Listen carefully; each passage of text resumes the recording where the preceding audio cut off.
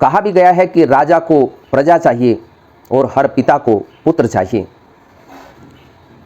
जिनको पुत्र चाहिए, संतान चाहिए, जिनके यहाँ संतान नहीं है वो पुत्रदा एकादशी का व्रत करें।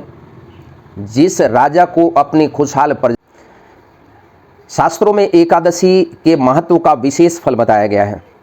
एकादशी रखने वाले साधक को निश्चित तौर पर वैकुंठ की प्राप्ति होती है। जो पूरे भक्ति भाव के साथ एकादशी का व्रत करता है, भगवान नाम श्रवण करता है, गोपाल सहस्र नाम का पाठ करता है, नारायण सहस्र नाम का पाठ करता है, रात को कम से कम 12 बजे तक जाग करके भजन कीर्तन करता है, नाम सुनता और सुनाता है, उसे निश्चित तौर पर वैकुंठ की प्राप्ति होती है। इसमें किसी भी प्रकार का संशय किसी को भी नहीं होना चाहिए।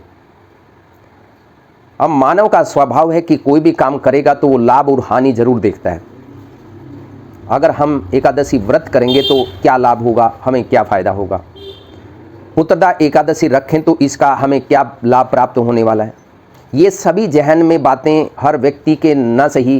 कुछ संतों को छोड़ दीजिए, क्योंकि संत तो हमेशा दूसरों के कल्याण के लिए ही अपना जीवन समर्पित करते हैं, भजन करते हैं, समाज के लिए, देश के लिए, पूरे विश्व के लिए, पूरे ब्रह्मांड के लिए।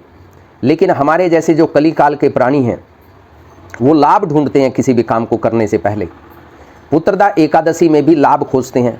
अब लाभ जब खोजते हैं तो उनको भी पता होना चाहिए कि पुत्र एकादशी का व्रत अगर हम श्रद्धा से करते हैं तो हमें क्या लाभ हो सकता है।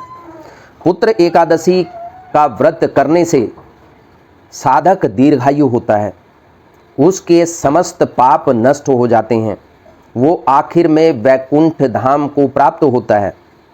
और जैसा कि पुत्रदा एकादशी यानी ये पुत्र प्रदान करने वाली एकादशी है, जिनके यहाँ कोई संतान नहीं है उन स्त्री पुरुषों को पुत्रदा एकादशी का व्रत पूरी श्रद्धा के साथ करना चाहिए।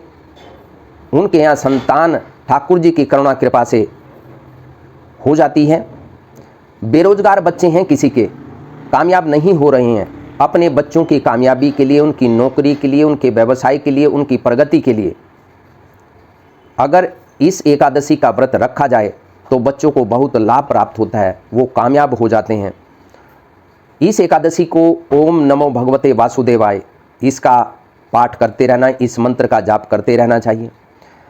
गंगा, यमुना, सरस्वती जितनी भी पवित्र नदियां हैं उनमें स्नान करें तो विशेष फल प्राप्त होता है। और अगर किसी धार्मिक स्थान पर जाकर के स्नान किया जाए, किसी कुंड में, किसी सरोवर में जाकर के स्नान किया जाए तो उसका भी विशेष लाभ प्राप्त होता है।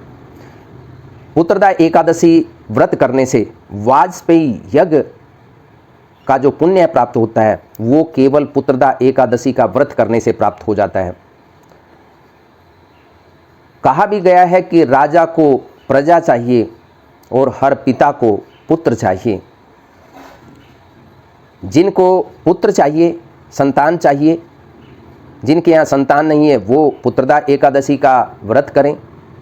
जिस राजा को अपनी खुशहाल प्रजा चाहिए उस राजा को भी एकादशी का व्रत जरूर करना चाहिए, क्योंकि राजा के लिए उसकी प्रजा संतान के बराबर ही मानी जाती है।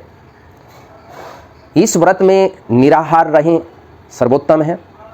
सबसे सर्वोत्तम है कि बिना जल के रहें, निर्जला रहें।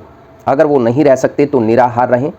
निराहार में आप फल ले सकते हैं, फल खा सकते हैं, सब्जी खा सकते हैं, लेकिन उसमें नमक, सफ़ेद वाला नमक आप यूज़ ना करें। सर्वोत्तम तो ये है कि आप नमक का यूज़ ना करें, मीठा ही खाएं।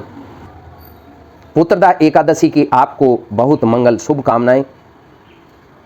बोलो पुत्रदा एकादशी की जय। सीतापति श्री रामचंद्र भगवान की जय। राधे श्याम की जय। वृंदावन धाम की जय। श्री राधे, श्री राधे।